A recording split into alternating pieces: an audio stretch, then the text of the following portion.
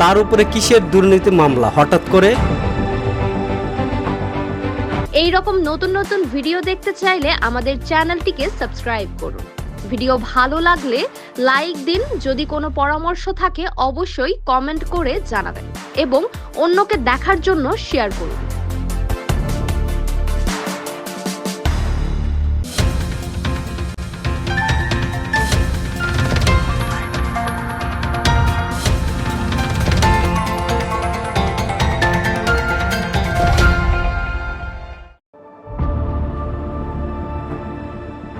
দেশে কিংবা বিদেশে নায়ক নায়িকাদের যেন আলোচনা আর সমালোচনা কিছুই ছাড়ছে না, কিন্তু কেন? এবার ওপার বাংলার জনপ্রিয় অভিনেত্রী নুসরাত জাহান পড়েছে বিপাকে। তাকে তদন্ত করেছে ভারতীয় পুলিশ।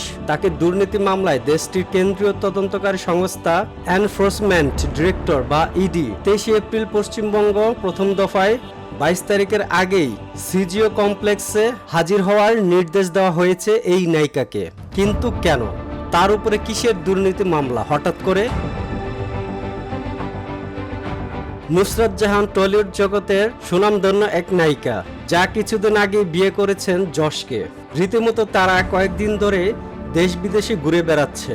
মাঝে মধ্যেই তাদের দুজনের ভ্রমণ বিলাসের ঝলক দেখা যাচ্ছে নেট দুনিয়ায়। এমন তো অবস্থায় ইডির সমন পেলেন নুসরাত জাহান। এমন সময় নুসরাত জাহান পেলেন এক হতাশার বাণী। উল্লেখ্য, অতীতেও ফ্ল্যাট দুর্নীতি মামলায় অভিনেত্রীকে তলব করা হয়েছিল কেন্দ্রীয় তদন্তকারী সংস্থা এনফোর্সমেন্ট ডিরেক্টর।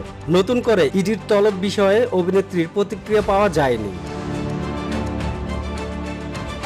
তদন্তকারী সংস্থা সূত্রে খবরটি জানা যায়, একটি বিশেষ সূত্র ধরে রেশন দুর্নীতি মামলায় অভিনেত্রীর নাম উঠে এসেছে। কয়েক বছর আগে যখন বাংলাদেশে গম পাচারের অভিযোগ উঠেছিল, সেই সময় নুসরাত জাহান বসিরহাটের সংসদ সদস্য ছিলেন। সেই সময়ে কোনো আর্থিক লেনদেন হয়েছিল কিনা সেটা খতিয়ে দেখতেই টলিউড অভিনেত্রীর আগামী বুধবার ইডির দপ্তরে হাজির দেওয়ার নির্দেশ দেওয়া হয়েছে বলে জানা গেছে। তবে কলকাতা না দিল্লি, কোন দপ্তরে হাজির দেবেন নুসরাত, এই বিষয়ে ধোঁয়াশার সৃষ্টি হয়েছে।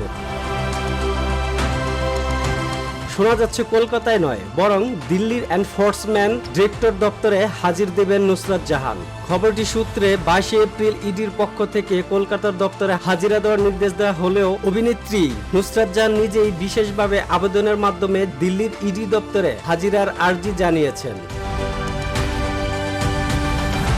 তাহলে কি এই অভিনেত্রী ও যশের কোনো যোগসূত্র পাওয়া গেল? এটাই এখন জানার বিষয়।